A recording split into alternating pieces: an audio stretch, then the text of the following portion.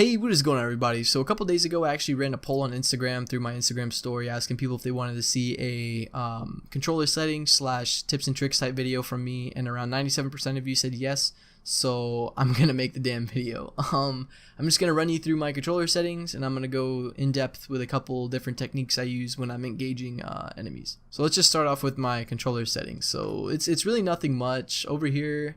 If you want to go full controller settings for all you guys that want to copy everything, you know, rip to rip, this is set to compact. Button hits are off. I got my crosshair damage feedback all the way to the right, with shield icon and all that. My damage numbers are set to both. My ping opacity is set to faded, so if I ping something out in the distance, the actual ping itself is kind of faded so I can see through it. Let's just say if I ping towards enemies and they're pushing me, I'll be able to see through the ping. Whether if it was default, you know, it'd probably block my visuals just a little bit. My obituaries are on because I like to see who gets killed in the kill feed in case anybody, you know, one of my friends is in the lobby, blah blah. I want to see who's kill leader just in case I do end up rolling through them, you know, while we're playing scrims or whatever. My minimap rotation is set to off. My weapon auto cycle on empty is off because I like to choose when I do that, because sometimes I just, you know, want to reload or I want to keep the same weapon rather than switching to my sidearm. It gets pretty annoying when you run out of bullets and you automatically switch to your other weapon. Certain situations it's useful, most situations it's not. My auto sprint is set to off because I like to have control of my sprint, and I find it to be more smooth when you are in control of when you stop sprinting and when you don't. When you just toggle it and you just run forever, it can be annoying. My double tap to sprint again off for the same reason. Incoming damage feedback is set to 3D. So it's a 360-degree directional circle. Some people do it to both. I simply do it this way because when you do both, it's a lot of things on your screen and it kind of blocks your visuals a little bit. So I set that to 3D.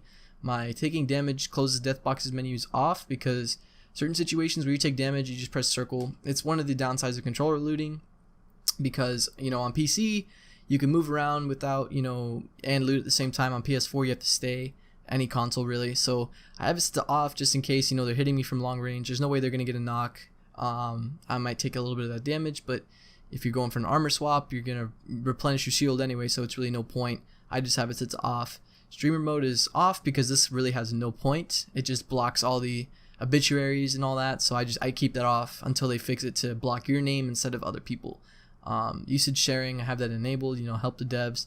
I use colorblind mode for one reason. I am not colorblind. I don't mean to offend anybody. It's just protropia, or however the hell you say that. It helps me aim, really. All it does is changes the reticle from red to yellow, and you guys mess around with it a little bit if you want, and it might help you use your when you're ADSing and stuff for like long range or close range or whatever. For whatever reason, when you use red, I find it's a little bit more tricky. I think it's because it's not completely see-through, but when you use this one, it just makes things a little bit more vibrant, a little bit more clear to see long range. Obviously, if you're colorblind, you want to just set this to however you want it, but if you're not, just use it and it might benefit your playstyle just a little bit more. Subtitles are off, blah, blah, blah, blah. That's it for that. Now, into the juicy bits. So my stick layout is set to default. My interact reload button is tap to use and reload, so I just tap it instead of having to hold it or press it or whatever, just tap it and it's done. Crouch button is set to toggle. Aim button is set to hold because if you have it on toggle, it gets a little bit weird, and again, it's one of those things where you want to be in control of your aim instead of the controller just locking it for you. So I have this set to hold. My R2 L2 dead zones, I set that backwards, set to none, and you'll see that for the settings down below. My menu cursor speed is pretty high, so when I'm looting through boxes, I can just get in, get my shit, get out. So that's that for that top portion. I go between 6 and 5 for my look sensitivity. I cycle between there. When 6 is getting too high, I turn it down to 5, but for the most part I play at 6. It's easier to dodge bullets this way, so when people are shooting at you, look left and right, your whole body moves, you gotta remember that, so the bullets do tend to not hit you, especially if they're using single fire weapons. I normally have this set to 6, just so I can spin around, turn on people, all that other stuff. ADS sensitivity is set to 4. My per optic settings are a little bit weird. I have most of them set to 4, and my 8x and my 10x are both set to 5. So when I'm using a Kraber, 5 works best for me, but everything else I just have set to 4. I like to keep things very plain and very simple here. I don't really mess around with that. My response curve is linear, and my look dead zone is small. So you want to have this set to small, and you want to go up here, and you want to set your dead zones to none. so it does help a little bit. I've noticed with the small touches like precise aiming and all that. Movement dead zone is set to small as well, and your inverted look is off. Vibration is off, and I don't have anything for advanced look control. So this is my main controller setup. This helps me play a lot, especially when I'm doing some fast-paced gameplay. Oh my god, with an R9 and all that other stuff, it's pretty simple.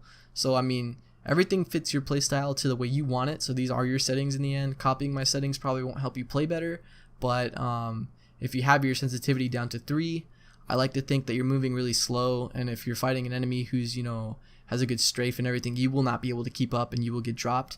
So that's why you mainly want to stay with a 6, because you got to keep up with the speed of everyone moving on your screen. Everything else, I would say you could just do what you want. I mean, this right here helps me with aiming and stuff. You have so many different ones like high velocity, fine aim, all this other stuff. The only ones that really matter is classic and linear, because those are the ones that really stabilize everything and make the game feel really smooth. So yeah, moving on to video, I have my field of view to 110. Of course, you want that as much as possible. Thankfully, console has this as well as PC. This is mainly known for PC, where you can change your field of view, but this just expands your whole screen so you can see wider, both left and right areas, and you want to have this maxed out as possible. Some people don't like it at 110. I prefer it to be 110 because I get to see more, but you don't want to go below 100. You want to stay between 100 and 110. That is the milky area of this shit. So sprint view shake, should be minimal, because when you're running, you don't want your screen to shake. You don't want it to obstruct your aim or anything like that. So you want to keep that to minimal so everything's stable and you can keep track of the people you're chasing or everything like that. Audio, master volume is set to 85. Sound effects is at 100. So if you're looking for somebody and they're using a healable, you'll be able to hear them better. Or if they're getting an arc star out, switching to a thermite, whatever, you'll be able to hear them. Dialogue volume is at 71 because I really don't care about that. I have my music off, really. It's at 26. You can barely hear it. Same thing with lobby music. I don't see a point for it, especially when you're making videos. You don't want the music blaring over your voice. Disable voice chat is off because sometimes I like to, when I'm playing with randoms, you want to hear their voices or whatever. And I have this set to off because that can get annoying when they're talking and it comes in text. I mean, unless you're impaired and you need it that way, that, everyone understands that. But if, for the most part, this part needs to stay off. Those are controller settings. So I hope you guys did like that. It's really nothing special. Again, if you want to copy it, you can. Just tell me how it goes for you. If you don't, that's fine.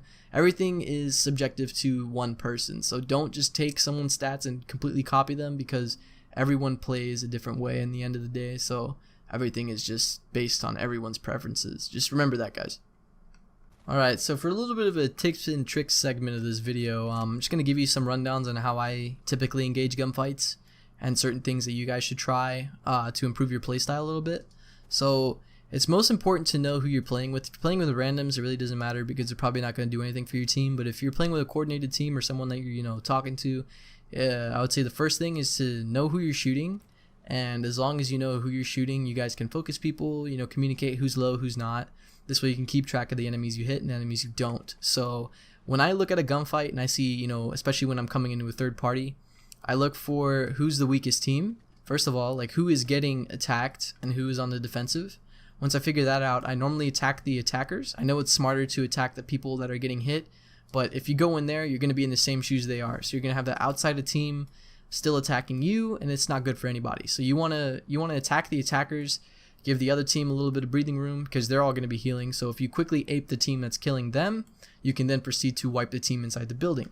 Now when you are on your own and you're soloing and you're looking to solo squads and everything, which it's complicated, but it's not at the same time. So when you're fighting a 3-stack team, it's almost impossible because they're all holding hands. But if you're fighting people that don't know what they're doing, or they're just randomly put together teammates, most of the time they're going to be like this, right, where they're spaced out, and this is going to give you an opportune time to just attack them and one by one. So you want to get one knock, just knock one person to the floor. That's going to get these two guys to come over your way. So you want to reposition. So they're going to be expecting you to be over here. You reposition. Now you don't want to go for the middle guy, you want to go for the guy at the end, and this is how it normally goes. So you wipe him. This guy's most likely going to be rezzing his teammate, so now you're at a 1v1 situation, and you're going to be coming in here, and you're going to be killing him while he reses. That's the main premise. I mean, if you guys want me to go in depth on how to do 1v3s and everything, let me know and I'll make a whole video on it. But it's mainly, you want to hunt them down one by one. You want to systematically kill them one at a time. This way that you cripple the team and then you make it a 1v1 situation, because those are way easier to win. So if I know there's a solo player, you'll hear a lot in the Apex community talking about 50-50s. And that's when you have full shield and the enemy has full bar of shield. So what you want to do is you want to hit him a lot so his shield's broken. Now you know his shield's broken and you hit him for flesh. Let's say he hits you and you drop your shield, right? So now you both are shieldless, but you know for a fact you have more health than him. And most of the time you're going to be using the same weapons. So you're going to be rolling up on him. You know you have a shield or you have more health than him. It's no longer a 50-50. So you know you have more health than him, so you can press him, he can shoot you, whatever, you'll still win in the end because he's just one shot. And that's how most 1v1s go. Now for weapon preferences, this is my go-to loadout, R9 Prowler with Select Fire. I wouldn't say this is a seasonal loadout because I've been rocking this since game started. On my R9 I normally rock a 2x sight simply for the long range engagements and everything. People like to just spray the R9 down the field and expect to land all their shots. That's not how it works. Even with a golden barrel, you're not gonna have it. You're gonna want to burst, and when you burst you can get most of your shots on target. So no matter how far they are, even if they're down there, you can still hit them a little bit, back them up. I mean, of course you're not gonna be standing still like these dummies, but you're gonna hit them a little bit. Even when you strafe, it's gonna cause them to heal up. So I like to use a 2x on my R9, sometimes even rock it on the Prowler, but for the most part I do a Digithread on this because this gun is a laser machine. You can just melt through squads with it. It's just completely broken, and I feel like there's going to be a nerf coming for it soon, maybe for mag capacity or something like that. But the Prowler is the main thing to do, okay? And I only use throwables when I'm in ranked. When I'm playing pubs, I really don't care for them that much because I'm most of the time I'm like in your face, just completely aggro. But when you're playing ranked, you're going to want to stock up on arc stars, grenades, and thermites, because those do help you get out of some certain situations. If they're camping behind doors, you throw the thermite. I mean, you can use it in pubs too if you want to be extra sweaty, but there's really no reason to really pressure them with throwables. Care pack weapons, my favorite care pack weapon would be the Kraber. Absolutely love it. Being able to knock anybody no matter what shield they have with a headshot is completely essential in winning gunfights, especially when you're in endgame and your last two teams. You cripple their team right off the bat like that, it's an easy win, man. 3 of you going against 2, you just have the numbers. So I would I'd get your aim right with the Kraber. There's really nothing I can do to help you with that. You just go into firing range and practice your shots with it, and eventually you'll be better. Once you get your sensitivity a little bit better, if he was shooting you and you're far and he has a wingman, doing the little bob and weave deal right here, you got to remember your gun is the front of your body. So you move like this, now you're sideways, and this is harder for him to hit. So he's going to be shooting straight at you. You move sideways, back up, straight, whatever, do some random movements, and it's going to be harder for him to hit his shots. So that's the main premise. And when he reloads, you just laser his ass, and once he's weak, you run up and you do what you got to do. Typically, if I know I'm in a ranged engagement like that, I don't like to switch weapons unless they're in my face. But if I was up close and I miss all my shots, but I do get them low, I will switch weapons and just finish them with my sidearm. It's super simple. I see a lot of people making the same mistake where they're in someone's face, especially with a 2x or a 1x, no matter what sight you have, and they ADS. You can't strafe as fast when you ADS. When you're not ADSing, you're able to see more, and you're able to get more shots on target. I mean, it's just pretty cut and dry. When you're in their face and he's moving, let's say, and you're aiming down with a 2x, you're going to be doing stuff like this, where you're not hitting the target, because he's going to be able to outstrafe you. You can't outstrafe somebody when you have full control of your hip fire. You know what I mean? So it makes it a lot more simple for you just to, kill them hip firing, and just try not to ADS when you're 2 inches away from them. You can punch them, get them back off of you, then ADS when you back up. But when you're in someone's face, you really want to just do the crouch spam. So when you're just, messing your controller up and doing everything, that's what you do when you don't have paddles. When you have paddles, it's a little bit easier because you can just just spam it. But most of the time I see people try and attempt crouch spamming and it looks like this. You don't want to be that guy. You want to actually get your shots on target and get the kill. But getting better at your accuracy is going to help you a lot. So you're going to be able to move and shoot, slide and shoot, do whatever you got to do to get your kills, because most of the time you're not going to be able to one clip people. These dummies are standing still, so it's easier for you to aim and shoot them and everything, even at longer ranges. But you're gonna want to get good at like sliding and shooting, hip fire shooting. You're running away from somebody, turn around and just beam them, get them to back up a little bit as you escape. You know, do certain tactics that throw the enemies off. And I would say another good thing is to get good with sniping, because especially in ranked, you'll find that sniper rifles are mainly essential. I would say the Sentinel is one, because you can hit him headshot like this and you'll do 140, right? You kill him, it's another 140 no matter what armor level he has. But let's say you have a charged Sentinel, right? So you use your shield cells and you charge this puppy. Once it's charged and you're using a Sentinel, no matter where you shoot him, like I'll shoot this guy in the foot, right? 100, his shield's completely cracked. You can then turn around and just beam him with your other weapon, or you can hit him with a headshot and kill him. Charged Sentinel doesn't do any extra damage to headshots. It's still 140, but you really do help your team a lot when you use a Sentinel, because it breaks their shields and you have someone with hammer points come in, and I mean it's just essential to win the game. But like, I don't really have a lot of tips and tricks for you, because most of the stuff you learn just playing the game and getting good with the experience and just movement. I would say the number one things people need to work on is movement and you know, being more confident in yourself, because if you go into a team and you say you're gonna lose and all that, it really does affect your gameplay.